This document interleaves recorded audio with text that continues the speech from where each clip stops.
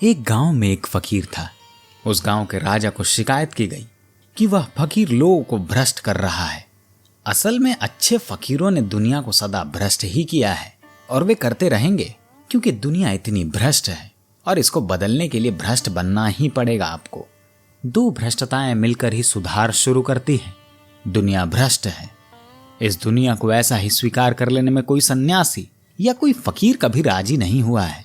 गांव के लोगों ने खबर की, पंडितों ने खबर की कि यह आदमी भ्रष्ट कर रहा है, ऐसी बातें सिखा रहा है जो किताबों में नहीं है, और ऐसी बातें कह रहा है कि लोगों का संदेह जग जाए, और लोगों को ऐसे तर्क दे रहा है कि लोग भ्रमित हो जाएं, संदिग्ध हो जाएं। अब राजा ने फकीर को बुलाया दरबार में और कहा कि मेरे दरबार के पंडित कहते हैं कि तुम नास्तिक हो, तुम लोगों को भ्रष्ट कर रहे हो, तुम गलत रास्ता दे रहे हो, तुम लोगों में संदेह पैदा कर रहे हो। उस फकीर ने कहा कि मैं तो सिर्फ एक काम कर रहा हूं कि लोगों को युवक बनाने की कोशिश कर रहा हूं, लेकिन अगर तुम्हारे पंडित ऐसा कहते हैं तो मैं तुम्हारे पंडितों से कुछ पूछना चाहता हूं। राजा के बड़े 7 पंडित बैठ गए। उन्होंने सोचा कि वे तैयार हो गए, क्योंकि रेडीमेड उत्तर पंडित के पास बना रहता है। पंडित के पास कोई बोध नहीं होता। जिसके पास बोध हो वह पंडित बनने को राजी नहीं हो सकता। पंडित के पास तैयार उत्तर होते हैं। वे तैयार होकर बैठ गए। उनकी रीढ़ें सीधी हो गई। जैसे छोटे बच्चे स्कूल में परीक्षाएं देने को जाते हैं तो छोटों बच्चों में और बड़े पंडितों में बहुत ज्यादा फर्क नहीं है, परीक्षाओं में फर्क हो सकता है। अब तैयार हो गया पंडित का वर्ग। उन्होंने पूछा कि पूछो, क्या पूछना चाहते हो। अब पंडितों ने सोचा कि क्या पूछेगा। यही पूछ सकता कि ब्रह्म क्या है, मोक्ष क्या है, आत्मा क्या है। यही है कठिन सवाल, और इन सब के उत्तर हमारे पास तैयार हैं। उन्होंने मन में ही दोहरा लिए कि जल्दी से कि क्या उत्तर देने हैं। जिस आदमी के पास उत्तर नहीं होता उसके पास बहुत उत्तर होते हैं, और जिसके पास उत्तर होता है उसके पास तैयार कोई उत्तर नहीं होता। प्रश्न आता है तो उत्तर पैदा होता है। उनके पास प्रश्न पहले से तैयार होते हैं। जिनके पास बोध नहीं होता, क्योंकि बोध न हो तो प्रश्न का उत्तर तैयार होना चाहिए, नहीं तो वक्त पर मुश्किल हो जाएगी। उन पंडितों ने जल्दी से अपने सारे ज्ञान की खोजबीन कर ली होगी।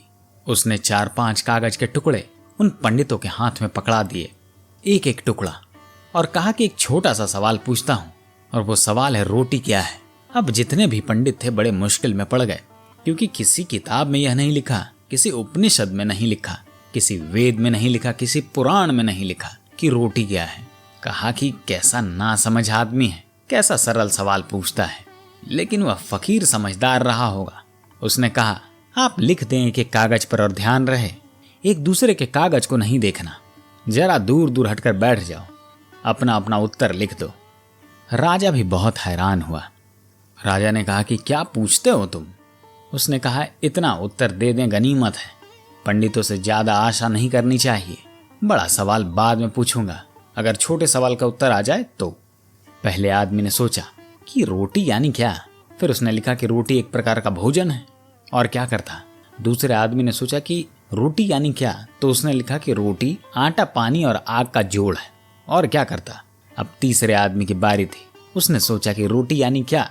उसे उत्तर नहीं मिला, तो उसने लिखा कि रोटी भगवान का एक वरदान है। अब अगले की बारी थी। अगले ने लिखा कि रोटी एक रहस्य है, एक पहेली है, क्योंकि रोटी खून कैसे बन जाती है यह भी पता नहीं। रोटी एक बड़ा रहस्य है, रोटी एक मिस्ट्री है। छठे ने लिखा कि रोटी क्या है, यह सवाल ही गलत है।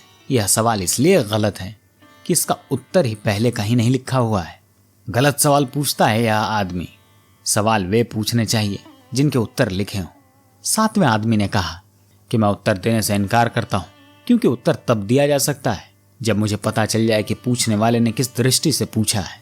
तो रोटी यानी क्या, 1000 दृष्टिकोण हो सकते हैं, 1000 उत्तर भी हो सकते हैं। बहुत रहस्यमयी है रोटी को समझना। आप विचार कर देखें कि रोटी क्या है, फिर आपको पता चलेगा कि यह कितना कठिन प्रश्न है। 7 का उत्तर लेकर राजा के हाथ में फकीर ने दे दिया।